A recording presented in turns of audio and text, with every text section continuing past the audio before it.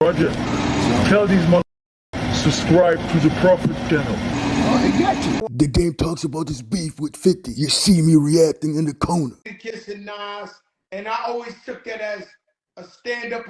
I'm not sure if it was the smartest thing. I'm gonna be honest with you. Hey, I don't know. I don't know if my 4x4 G-Wagon agrees with you. I don't know. I don't know. I don't know if the Cubans, my boy Vabaro, I don't know if my Cubans agree with you. Yo, listen, no. You stay getting the bag. You do your thing. I hate it had to be over us that you would split up something so great. Yeah. Hey, now you know what's crazy though? Great.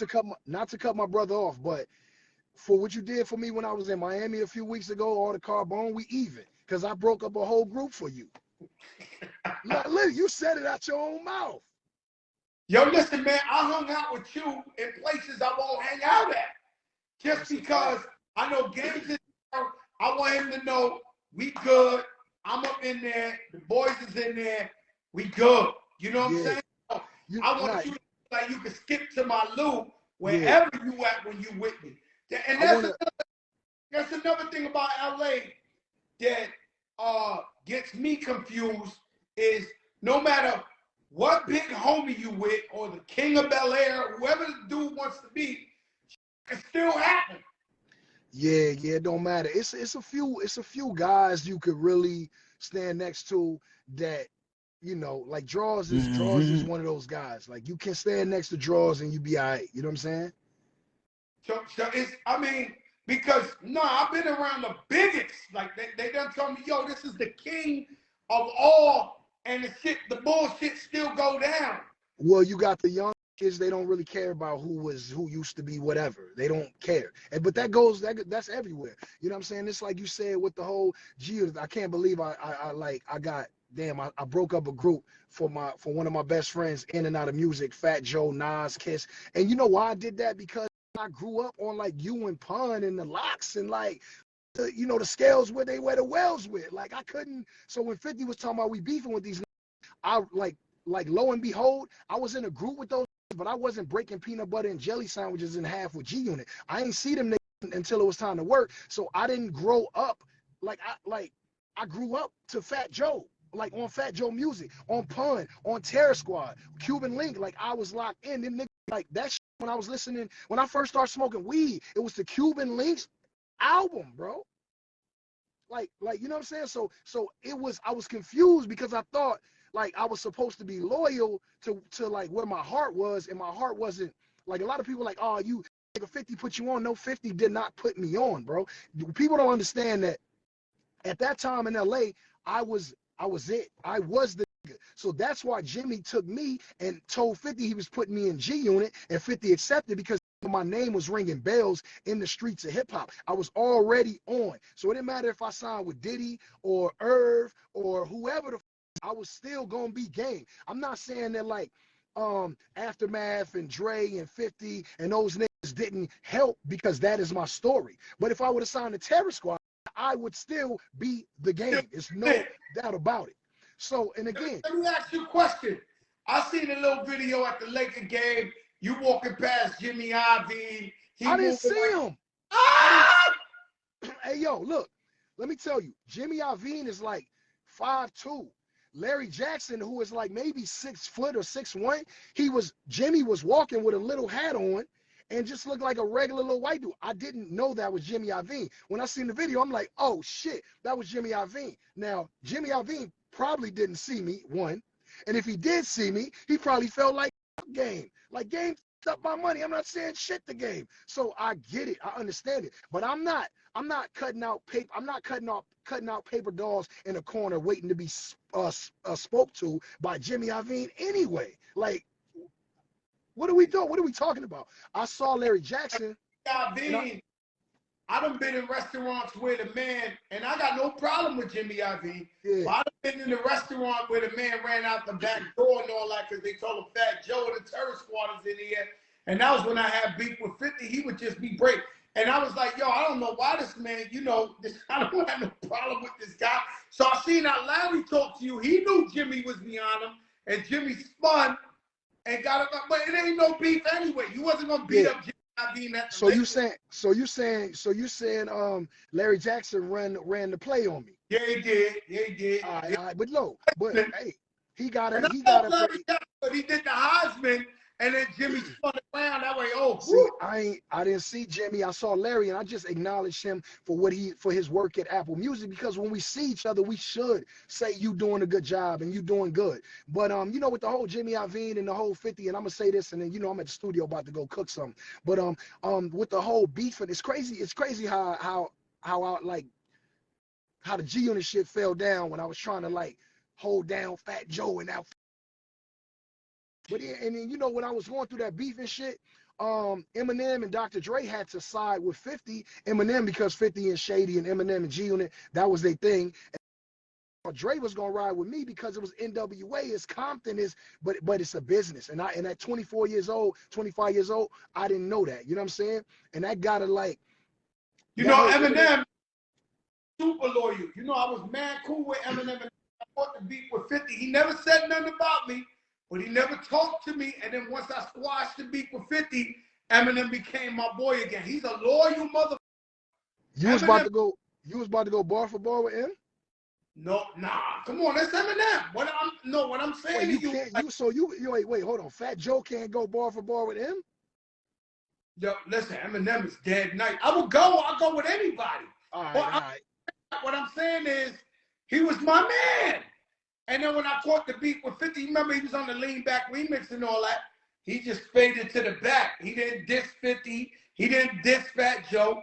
He just stayed in the cut. And once everything got cool, he patched it up and showed love again. One last question, game. Dr. Dre, the line you took when you said Kanye did more for you than Dr. Dre, in one way. I mean, do you want to patch that up now, or you still feel the same way? I mean, everybody, Dr. Dre, from people's perspective, we always felt like Dr. Dre put you on, right? And so when you say, yo, Kanye did more for me than Dre did for me. Hey, yo, again, like I said,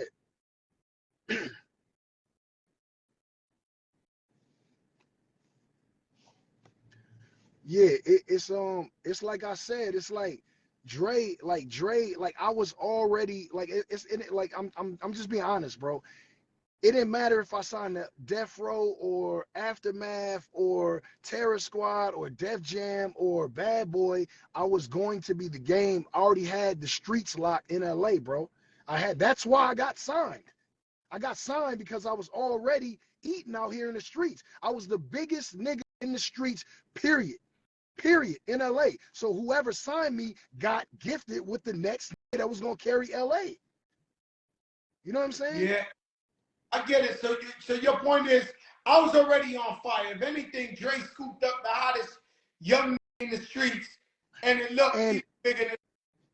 And guess what? It's like when the Coca-Cola brand acquires another powerhouse, and then they merge. You know what I'm saying? Like, yeah, now you acquired them because they shit is hitting. It's like when Mark Zuckerberg bought Instagram. Like, Instagram was already popping. So, but Facebook is like, let me just acquire that and make us stronger. That's what niggas did with the game, bro. Niggas didn't like create me, bro. Like I created myself in Cedar Block, in Compton, gang banging and doing my mixtapes and going to the CVS to print CDs and going to Fry's to get the CD burner. And I became the hottest nigga with me and my brother and all my niggas and our whole movement in Compton. Niggas just acquired the hottest in the streets at that time. I get what you said, my brother. I love you for coming on here. I know you got to go to the studio. Let me tell you something, man. What is this Numinati? Break that down to me. Is that a new gang? Is that the new Crips, new Bloods, new? Nah. Hey, yo. No gang. I know, but I want you to break it down. We done had enough gangs in our life. You know what I'm saying? Like, nah. Basically, the Numinati is just like, they got all these government facets, right? And they got they quote unquote gangs. You know what I'm saying? They got and the mass agenda. They be pushing they pushing their own agenda, the government. But we as the people, we don't always share the same views. So we got to come together as a conglomerate of people. It's not a black thing, it's not a white thing, it's a new thing, a new way of thinking, a new way of taking control of your life. Instead of thinking like, and I'm not saying that, you know, being a janitor or being this and none of that. I'm not taking shots at none of that. I'm just saying I want people to think bigger. You know what I'm saying? Instead of thinking about being a janitor, think about having a janitorial service. Like, so it's just a new way of thinking. You know what I'm saying? So the picture you took the other day with all the beautiful ladies and some of your fellas, that's part of the Illuminati? That's like, those are like my close friends and family, and they pushing the movement with me. You know what I'm saying? Yo, Gabe, you said, was that a joke or you on baby number 4? No. That was on April Fools. You know what I'm saying? That was on April Fools? Yo, Yeah. yeah. Hey, but hey, it don't mean that I'm not out here working though. You know what I'm saying? Yo, Game, let me tell you something, man. You always pull up. We in Miami, you make a phone. You know, you got me jammed up. Now I got to perform for Carbone for free. You know, I gave him so many favors. Now he said, yo, Formula One's coming. Could you come down, perform for free? You know, I always take care of you. I said, yo, Carbone, I got you. Don't worry about it. I'll come down there and rock out. But you pull up, Game, and 15 chicks. Has it always been like that, or that's part of the new? Nah, you know, one of my homies, we used to move around. You remember when I first came out, how I was moving around. I'm moving around with 70 Bloods everywhere I go. New York, Miami, don't matter. One of my homies was like, everywhere we go, we getting into trouble, like it's a shootout or somebody trying to stab somebody, or we just look too aggressive. He was like, yo, why we can't be out here, like, you know what I'm saying? Like when this was at the time when Ludacris and Nelly and those guys were like at the pinnacle of their careers. And when you saw Nelly and Luda in the clubs back then as a new artist, them niggas had all the women. So my dog, one of my homies was like, yo, we got to start coming out with the women. It's just, it's lighter, it's sexier. Other women want to come to the cool section. We got to stop coming. And, you know, when you look at our section, niggas, 30 niggas, it look like violence. You know what I'm saying? So I really restructured. And in the process, I had some words with a few homies. I had to trim the fat, and everybody couldn't go. You know what I'm saying? Yeah, people don't understand that everybody can't go. People, what that is like, we come up broke, we come up poor, and we get this shit called survivor's guilt. So we want to bring everybody with us, but you realize everybody ain't ready to go, and everybody ain't ready to mature up. Like when I be hearing some shit, like now I don't even entertain nothing. But now when I hear some of my homies doing some crazy shit or something like that, I'm like, yo, what the fuck are they thinking 2022? And I'm sure LA even worse than New York with just the gang culture and all that. How are you able to be like, yo, let me do me? Like, you know, like y'all can't shake that shit actually. Hey, yo, it's like, a lot of people, you know, for a lot of people that don't understand, really don't understand LA and the gang culture, you don't get to say you quit. That's the thing. So when people be like, oh, you're too old to gang bang. No, I got homies right now, 65 years old, that's with all the smoke. You don't walk in and turn in your resignation papers. Like you don't get that option. And so the only way out of a gang here in LA, and it don't matter that it's 2022 and things are a little more lighthearted and things are changing and now Crips are cool with Bloods some way. No, that's cool. But a lot of niggas is still out here really, really, really banging. And when I say a lot, I mean in the 90%. So just because you don't see it on the internet, like this shit is LA, and I'm not taking away from Chicago or Little Rock or the BX or New York as a whole or Miami or Lil Hate. No hood in America am I taking away from. But this shit out here is so tricky because there's so many small facets of gang banging. Like it's just crazy. So you don't get to say I'm done. Hey yo, here's a perfect example. What did Snoop wear on the Super Bowl? Blue, nigga. Blue. Snoop like 46 or something like that, 47. Like it, and you every time you see Snoop, it's still Long Beach 20 insane. It's still Crippin'. It's still, and Snoop is on America's the talent show. He with Martha Stewart. Snoop is on TV. You Snoop is can't get out. everywhere.